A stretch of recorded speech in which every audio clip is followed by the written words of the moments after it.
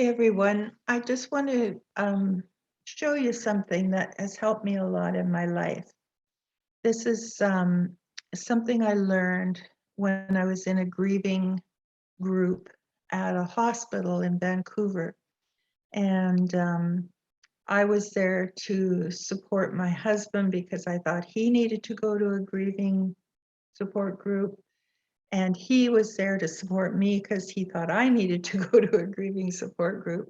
So we went there together, both of us thinking that we really didn't need to go to a grief support group, but it turned out to be a really wonderful experience.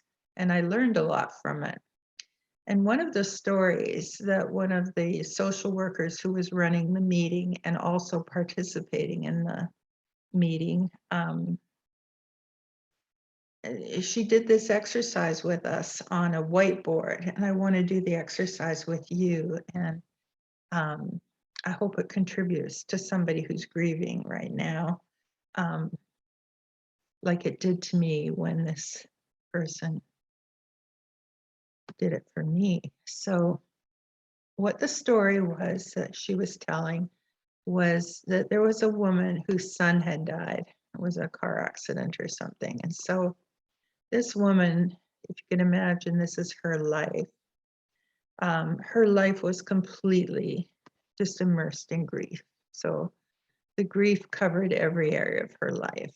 And we're just using this circle as a little metaphor for her life, but missing her son and wishing he was there and not knowing what to do with the grief.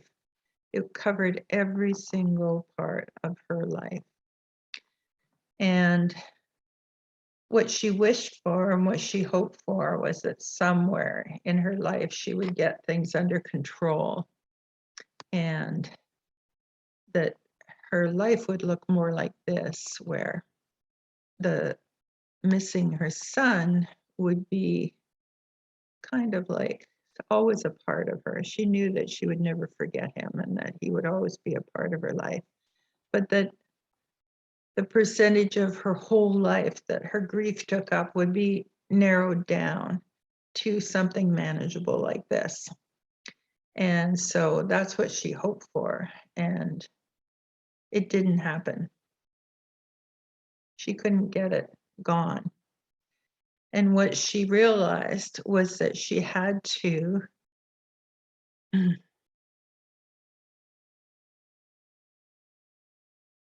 know that she was always going to have this life that had every single bit of it, feeling the loss and the pain, and that her son wouldn't be coming back in the body, and that this really had happened to her, and that it was an overwhelming thing in her life.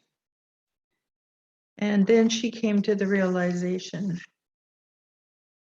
that the only thing to do with grief that covers every inch of your life is you have to get busy and build a life that's bigger all around that.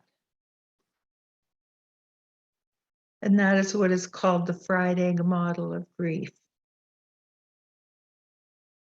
Can you see the fried egg there? So I came out of those grieving classes knowing that I had a choice, that the story of my loss could really take over my whole life, but that I could accept that I would always be grieving and that I could build a life